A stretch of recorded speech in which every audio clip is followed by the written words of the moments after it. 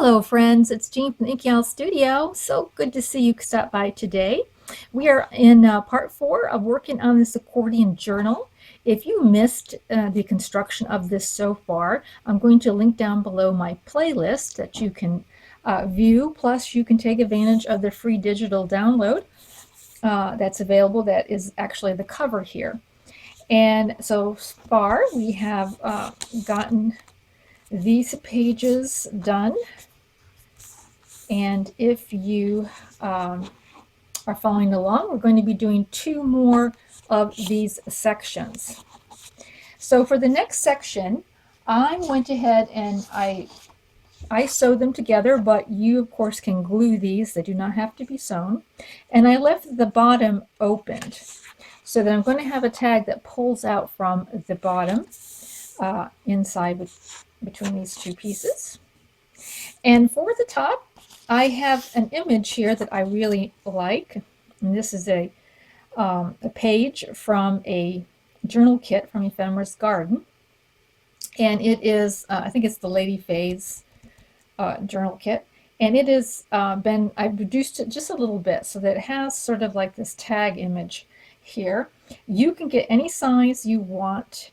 You can make this small or large, but we're going to be doing a flip up here of a page. Now this particular size I believe is 6 1/4 by 4 1/4, but you can of course use any size you want. The only thing you want to do is make the top of it a 1/2 inch larger than what you're looking for. And so I've done that. I've also cut a piece of vellum, and I have cut this just, if you can just tell, slightly a hair larger than my piece. And I do that just in case I don't get like a super perfect cut and I won't have anything showing in case that happened. However, it did turn out pretty good anyways, but I kind of do that just to kind of avoid that uneven cut in case that happens to me.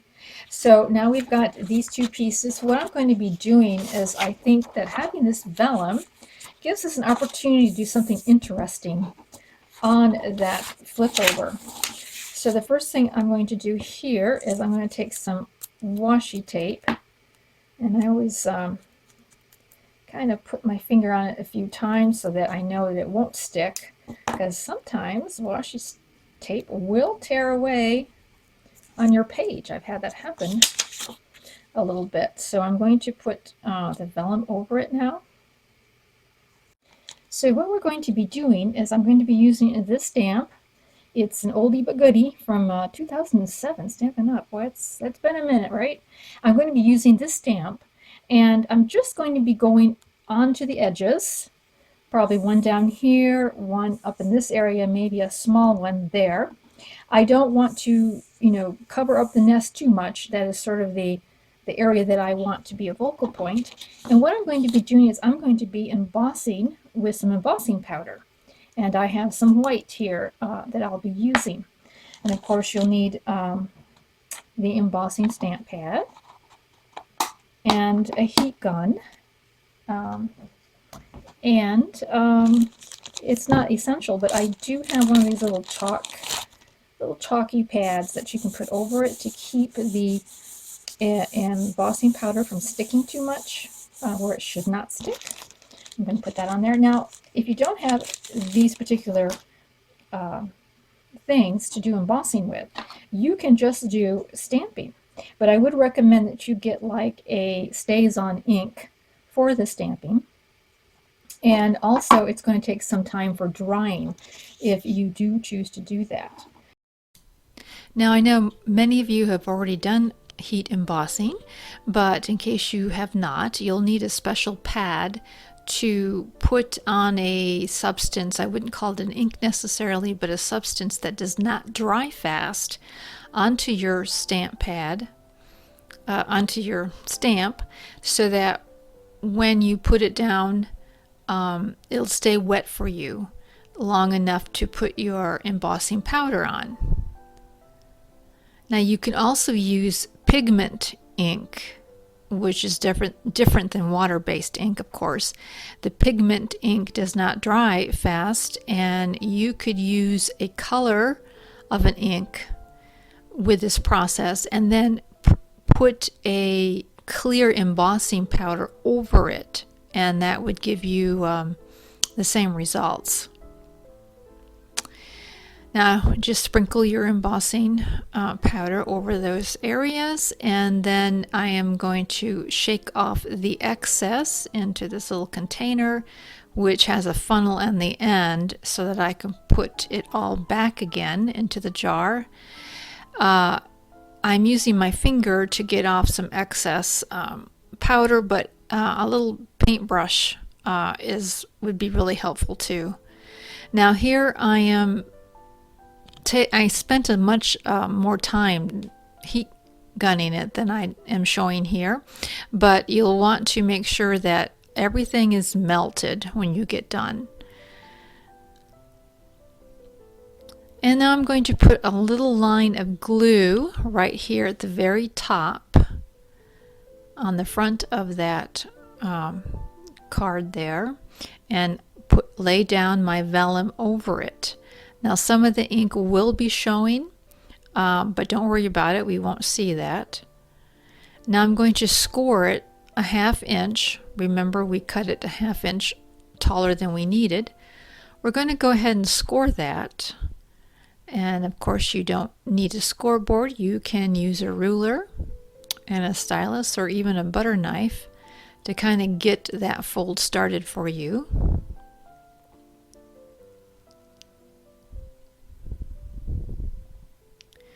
And then we're going to glue it onto our page. Now some of the embossing will crack off when you manipulate it, but don't worry, it's okay. And then we're just going to glue it to the top of the page that we made here.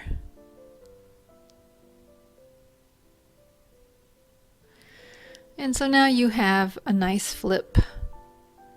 You can flip the vellum up if you want, and you can put like a photo there. You can write on the back. You can put a photo, somewhere underneath the vellum. I mean, whatever you want to do to decorate that.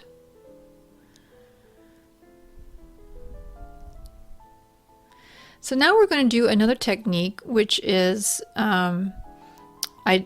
I embossed a piece of cardstock, and I'm going to take my brushes, my makeup brushes, and I'm going to sort of paint with the distress ink. And of course I think you could use any pad, colored pad for this. I probably would not use a pigment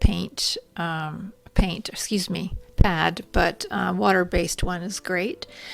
And I'm just going to go over lightly in the beginning. Now I'm using the the side of the embossed cardstock that has ridges in it, kind of sticking up. And I don't think it matters which side you use. The effects will just be, slightly different. And so I start out light with a light touch and just slowly get a little darker, a little darker. And I'm showing you I'm using the one with the ridges that are raised up. This particular embossing plate, I love it, but it's old.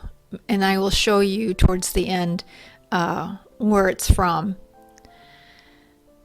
And then I'm using a darker color just to kind of go into the center of the flower, because centers sort of are sometimes a little darker, and just to give it a little bit of variance in it. I wish I had a ink pad that was more like a dark pink rather than a red, but it'll work. And so I'm just highlighting little areas here and there with a slightly darker shade.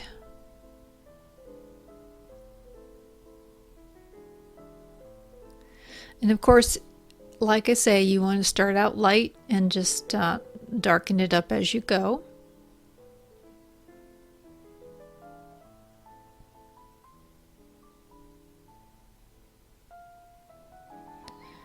I'm rubbing off the ink there on the side, and then I'm going to go back in and make it even darker. So it's just an experiment. I would recommend just embossing a bunch of cardstock and just play with it. And so now I'm just going to go around the edges with a darker shade, like so. Now I did cut around already the top of that embossing. And now I was going to use it as a pocket, but I'm going to cut around the other side and kind of have like a diagonal going.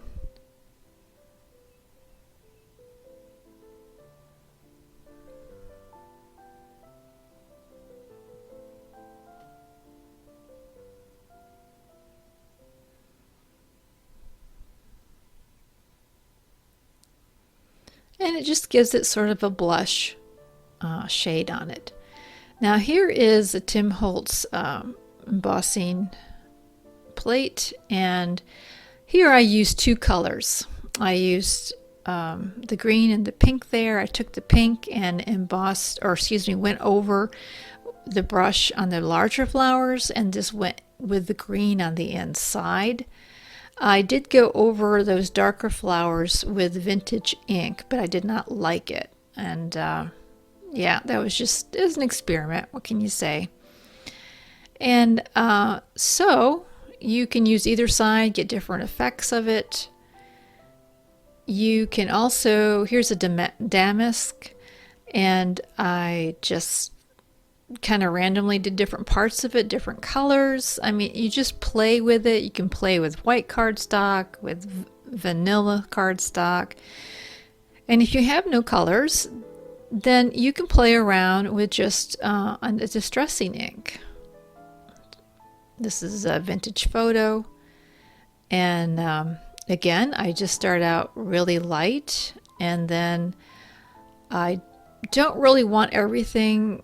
For me, I didn't want everything to be totally even. I kind of went back in and made some areas real dark and some areas not so dark.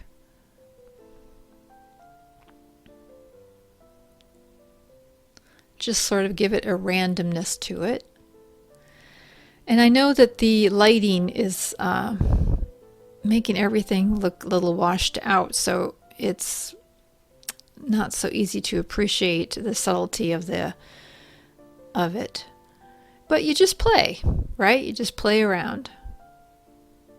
Now we're just going to glue our cloths on, and we're going to have to glue this on the back side of that folio pocket, just like we did on the other one. So my idea of doing one cloth spine on the top and one cloth spine on the bottom and rotating it did not turn out so well. But it doesn't really matter. Functionally, it doesn't matter which side you put the cloth on. And then we're going to glue that down there.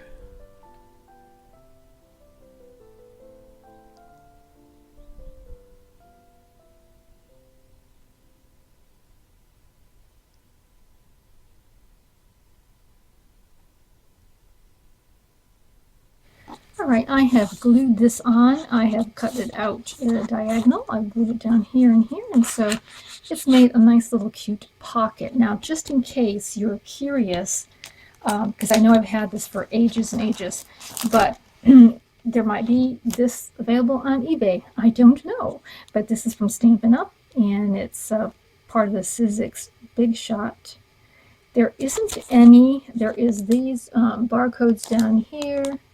So let me take it out of here because it's pretty shiny.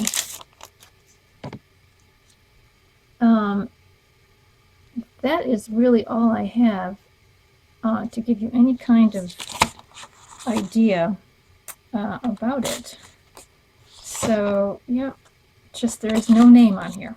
But I just thought I would show that to you in case you want you're curious about the embossing pad. However, this is an idea that you can really take all kinds of places. So here's this particular one, and you know, you can of course cut around the edge, but then you can also cut on the inside.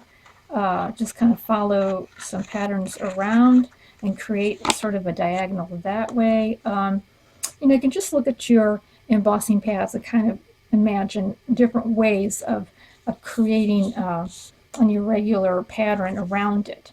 So that is done. I also sewed these two together with an opening here on the side. So I did these 3 sides. I wanted to point out as well that when I put this one together here, I should have waited until I put down my fabric strip and then glued this down, because now I'm going to have to put the fabric strip under again on the other side. And of course it doesn't really matter, and I was kind of going every other one, but then it just didn't really turn out so much that way. But it's just something to plan on, that I have to now put the fabric strip down on the back side of these two. So it's just like when you do, like I explained in the last episode, when you do a side pocket, you've got to be careful where you're putting your fabric strip. All right, so that is finished. I am going to probably do this off camera. I'm going to put on the last bit of section here. So that's going to be it for today, and the next time we come together, we will be putting on the end cover, you know, the last back cover of it. We'll be putting in a way to secure it, and we're also going to be discussing the opposite side of our accordion journal.